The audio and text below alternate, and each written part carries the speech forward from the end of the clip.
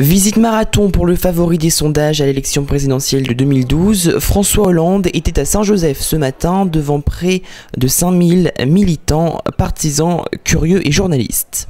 C'est important d'être là pour soutenir François Hollande ce matin? Très important, hein? Parce que nous voulons le changement, et après on verra la suite. Là je suis venue pour voir ce qu'il a en pensée. Jusqu'à maintenant, c'est vrai que la population du moins, en général, enfin maintenant je dis en général du moins, nous on n'est pas très satisfaits de ce qui se fait jusqu'à l'heure actuelle, en espérant que François Hollande apportera vraiment le changement qu'il dit qu'il va apporter. Maintenant je suis venue pour voir ce qu'il a à dire réellement. On doit rester sur le même rythme de François Mitterrand. Il était dit bien hier soir dans le meeting de Saint-Denis où j'étais présent. Et tout à fait normal, aujourd'hui, nous ce qu'on veut, François Hollande est la même politique que François Mitterrand.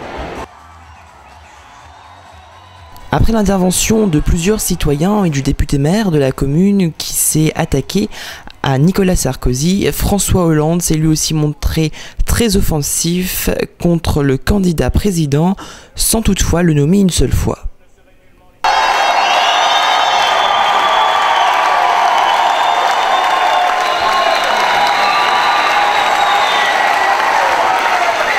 Ah, les promesses. Il y a un spécialiste quand même, reconnaissons-le. Il est le candidat sortant. Moi je l'appelle le grand prometteur. Mais il me fait penser à ces écoliers à qui au moins dans ma génération on avait attribué ce qu'on appelait les ardoises magiques.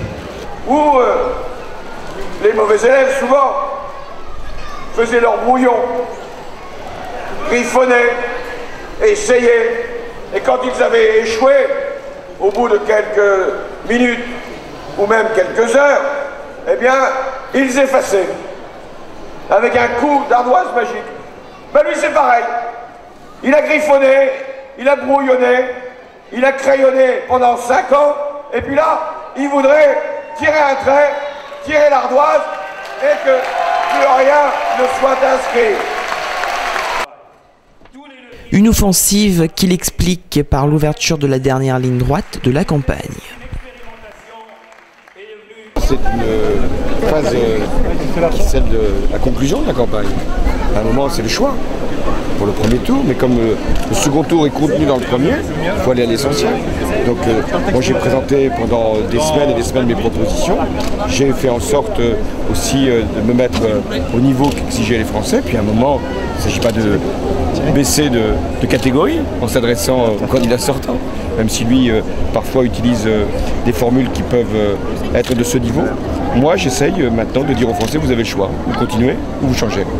Sans grande surprise, le discours de François Hollande a évoqué l'éducation, la jeunesse, l'emploi, l'autonomie énergétique ou encore la préférence régionale. J'ai pris un engagement aussi, aucun jeune de 16 à 18 ans restera sans solution, abandonné, oublié. Tout jeune de 16 à 18 ans sera soit dans l'éducation, soit en formation, soit en apprentissage, soit en service civique, mais jamais livré à lui-même, jamais laissé de côté l'emploi. J'ai entendu, là encore, les témoignages. J'agirai pour que les emplois qui se créent ici reviennent en priorité à ceux qui cherchent un emploi ici. Il ne s'agit pas de réserver des emplois, mais il n'est pas juste, il n'est pas normal que les jeunes diplômés qui ont fait l'effort de se former ne trouvent pas un débouché sur leur île. Votre île a besoin d'avoir de nouvelles énergies, et notamment ces énergies liées au photovoltaïque.